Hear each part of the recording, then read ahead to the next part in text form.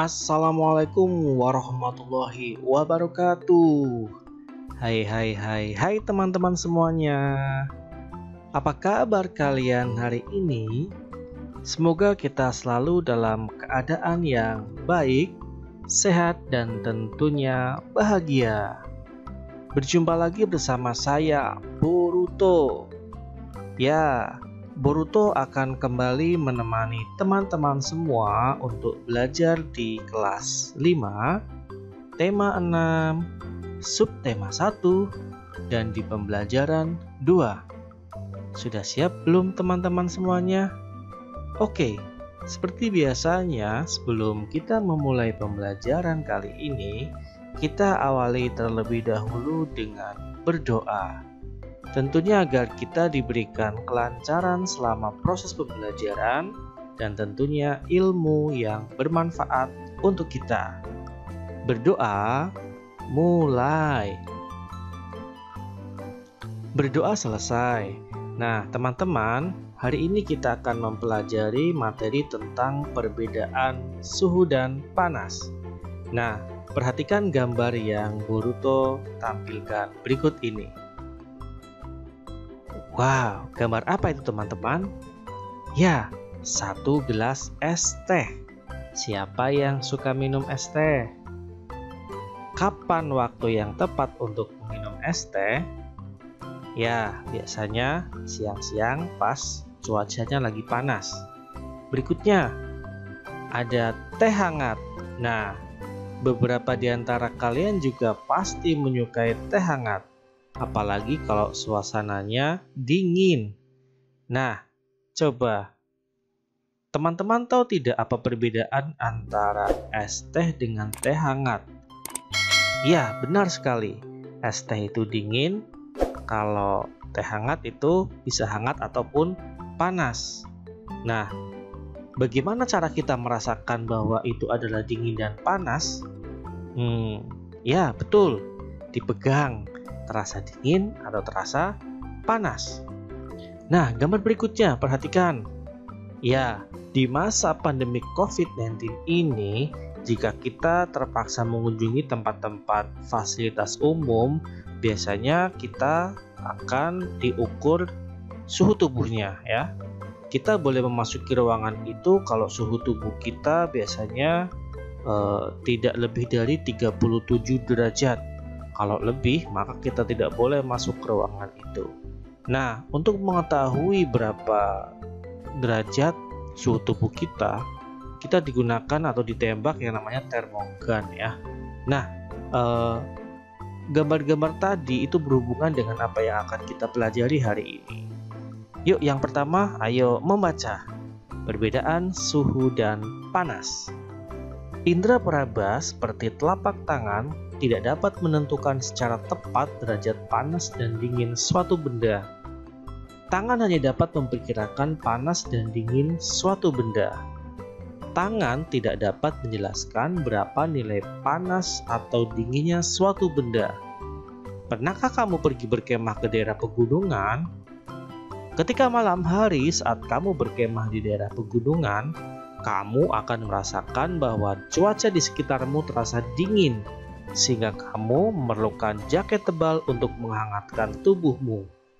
Lain halnya dengan penduduk yang tinggal di dataran tinggi seperti daerah pegunungan, mereka tidak terlalu merasakan hawa dingin karena mereka sudah terbiasa dengan hawa dingin di pegunungan. Hal tersebut membuktikan bahwa indera peraba tidak dapat digunakan untuk mengukur derajat panas suatu benda karena setiap orang memiliki perbedaan dalam merasakan suhu di sekitarnya. Nah, dalam ilmu pengetahuan alam, untuk menyatakan tingkat panas dinginnya suatu keadaan digunakan suatu besaran yang disebut suhu atau temperatur. Kita lanjutkan. Panas atau nama lainnya adalah kalor. Ingat ya, kalor dan suhu adalah dua hal yang berbeda. Energi panas merupakan salah satu energi yang dapat diterima dan dilepaskan oleh suatu benda. Ketika sebatang logam dipanaskan dengan api, batang logam tersebut mendapatkan energi panas dari api. Energi panas membuat batang logam tersebut menjadi panas. Ketika batang logam tersebut panas, suhunya meningkat. Ketika batang logam menjadi dingin, suhunya menurun. Nah, suhu adalah besaran yang menyatakan derajat panas suatu benda. Suhu suatu benda menunjukkan tingkat energi panas benda tersebut. Satuan suhu yang digunakan di Indonesia adalah derajat Celcius. Alat untuk mengukur suhu disebut termometer.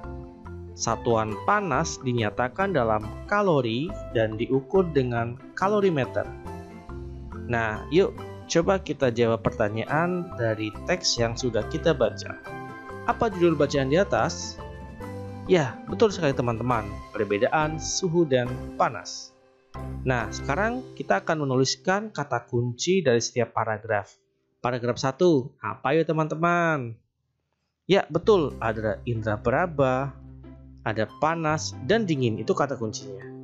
Sedangkan di paragraf 2 ada suhu, panas, dan temperatur. Sementara di paragraf 3, apa ya teman-teman? Ya, betul sekali. Ada panas, kalor, suhu, kalorimeter, dan Celcius. Nah, sekarang kalian buatlah sebuah pertanyaan dengan menggunakan kata kunci yang telah kamu tentukan di setiap paragraf pada bacaan di atas. Lalu mintalah temanmu untuk menjawabnya. Nah, yuk coba kita buat pertanyaan tentang kata kunci yang ada di setiap paragraf. Di paragraf pertama, apakah telapak tangan dapat menentukan derajat panas satu benda? Paragraf kedua, apakah yang dimaksud dengan suhu? Paragraf ketiga, apa nama alat yang digunakan untuk mengukur suhu? Nah, itulah beberapa pertanyaannya. Kemudian nomor 4, buatlah paling sedikit 2 pertanyaan tentang bacaan yang ingin sekali kamu ketahui lebih dalam. Nah, Boruto contohkan pertanyaan pertama, bagaimana sistem atau cara kerja termometer? Menarik bukan? Pertanyaan kedua, apa manfaat termometer dalam dunia medis atau kesehatan? Nah, pasti penasaran kan? Lanjut, apa yang kamu ketahui tentang panas? Panas merupakan salah satu energi yang dapat diterima dan dilepaskan oleh suatu benda. Diingat-ingat ya teman-teman. Sekarang, apa yang dimaksud dengan suhu? Ayo jawab teman-teman. Ya, betul. Suhu adalah besaran yang menyatakan derajat panas suatu benda. Ketiga, ceritakanlah sebuah peristiwa yang kamu alami yang dapat menjelaskan perbedaan antara suhu dan panas. Nah, ini yang paling sering kita temui ya. Akhir-akhir ini, ketika di masa pandemi COVID, kita datang ke fasilitas umum, kita diharuskan memiliki suhu tubuh di bawah 37 derajat Celcius. Nah, alat yang digunakan untuk mengukur suhu tubuh kita adalah termometer. Itu contohnya. Yuk teman-teman, sekarang kita akan mencoba untuk praktek lagi. Nah, pada awalnya termometer menggunakan air untuk mengukur suhu benda, seperti yang dilakukan Galileo Galilei. Untuk mengetahui lebih dalam tentang cara kerja termometer air, mari lakukan percobaan sederhana ini secara berkelompok. Nah, berhubung ini teman-teman masih dalam masa pandemi dan pembelajaran jarak jauh, maka teman-teman juga bisa mempraktekannya di rumah dengan alat-alat yang sederhana. Tentunya alat dan bahan ini banyak ditemukan di rumah ya. Alat dan bahan. Yang pertama tentunya air. Yang kedua ada pewarna makanan ya. Terus ada botol kecil ya. Terus ada sedotan bening. Terus ada lilin mainan atau plastisin. Kalau tidak ada boleh juga dengan tanah liat. Berikutnya ada kain hangat ya. Bagaimana cara mendapatkan kain hangat? Ditinggal kain, dicelupkan ke air hangat, jadi hangat deh kainnya. Nah, bagaimana caranya? Coba langkah pertamanya, tuangkan sedikit air yang telah diberi beberapa tetes pewarna makanan ke dalam botol. Ingat, airnya air biasa ya, jangan yang air panas. Yang kedua, tandai batas atas permukaan air dalam botol dengan menggunakan spidol. Nah, jadi nggak usah sampai full ya, setengahnya aja nggak apa-apa. Terus teman-teman kasih tanda batas air yang paling tingginya dengan menggunakan spidol. Yang ketiga, masukkan sedotan sehingga menyentuh permukaan air di dalam botol. Nah, nggak usah sampai ke bawah juga, yang penting sudah menempel di permukaan air. Nah, berikutnya tutup dengan rapat sekeliling ujung lubang leher botol dengan plastisin atau boleh juga tanah liat, sehingga tidak ada udara yang bisa masuk ke dalam botol, kecuali yang dari sedotan tersebut. Nah, berikutnya tempelkan air hangat pada botol dan perhatikan baik-baik. Nah, setelah ditempelkan, tandai dengan spidol batas permukaan air di dalam botol. Setelah botol ditempeli kain hangat, lihat yang ada di dalam sedotan ya. Cairan berwarna naik berapa ya dari yang sebelumnya ditandai dengan spidol. Mudah kan teman-teman? Ayo praktekkan ya. Nah, yuk coba. Mengapa air di dalam botol dapat naik? Jelaskan. Air di dalam botol dapat naik seiring dengan meningkatnya suhu dari air tersebut ya. Nah, suhunya dari mana meningkatnya? Dari perpindahan yang berasal dari kain hangat. Nah, adakah peristiwa perpindahan panas pada percobaan tersebut? Jelaskan. Tentunya ada. Perpindahan panas terjadi dari kain hangat menuju botol yang berisi air. 3. Kesimpulan apakah yang kamu dapatkan dari kegiatan di atas? Nah, ada beberapa kesimpulan diantaranya. 1. Panas atau kalor dapat berpindah.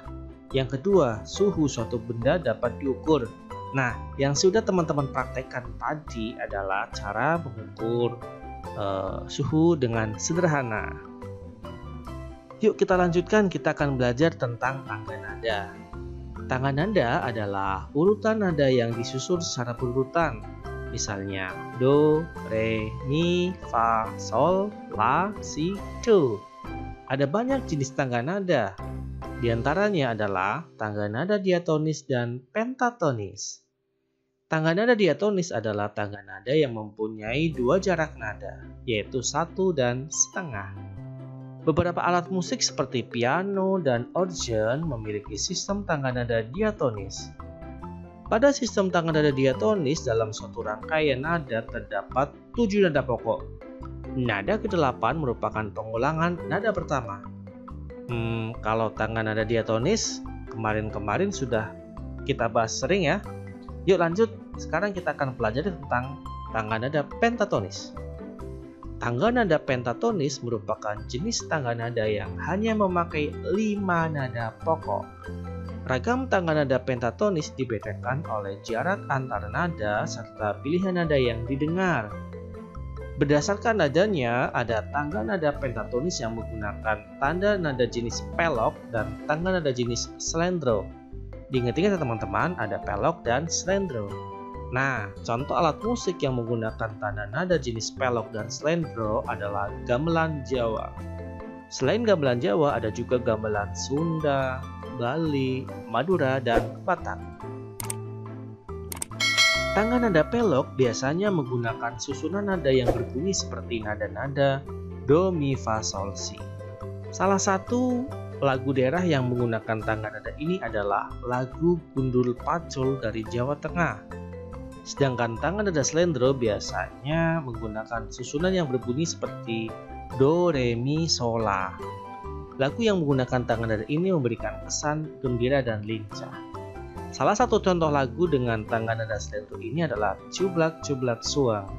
Tentunya dari Jawa Tengah juga teman-teman. Nah, yuk sekarang kita tentukan perbedaan antara tangga nada diatonis dengan tangga nada pentatonis.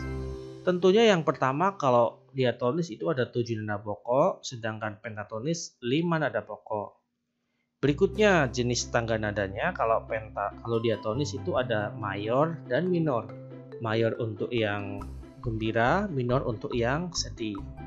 Sedangkan kalau pentatonis itu ada pelok dan slendro. Nah, yuk sekarang setelah kita pelajari tentang lagu Cublak Cublak Suang dan lagu Gundul Gundul Pacul, kita coba pelajari ya. Yang pertama dari asalnya. Cublak Cublak Suang berasal dari Jawa Tengah. Gundul Gundul Pacul juga berasal dari Jawa Tengah. Tangga nadanya kalau Cublak Cublak Suang itu slendro, sedangkan Gundul Gundul Pacul itu pelok. Arti syair atau makna dari lagu Cublak Cublak Suang adalah intinya tentang kita tidak boleh terlalu memikirkan harta duniawi untuk mencapai kebahagiaan ya. tidak boleh terlalu materialistis terhadap dunia. Lanjut, untuk arti atau makna singkat dari lagu Gundul Pacul adalah sebagai seorang pemimpin harus mengutamakan kepentingan dan kesejahteraan keluarganya atau masyarakatnya. Nah, dalam lagu Cuplek-Cuplek Suweng ini kesannya adalah gembira. Sedangkan dari lagu Gundul Pacul kesannya adalah tenang. Nah, tidak terasa pembelajaran untuk kesempatan kali ini sudah selesai. Semoga bermanfaat untuk teman-teman semua. Jangan lupa tetap semangat dalam belajar, tetap jaga motivasi kalian dalam belajar demi meraih cita-cita. Ingat, masa depan kalianlah yang menentukan. Sekian dari Boruto, semoga bermanfaat. Wassalamualaikum warahmatullahi wabarakatuh.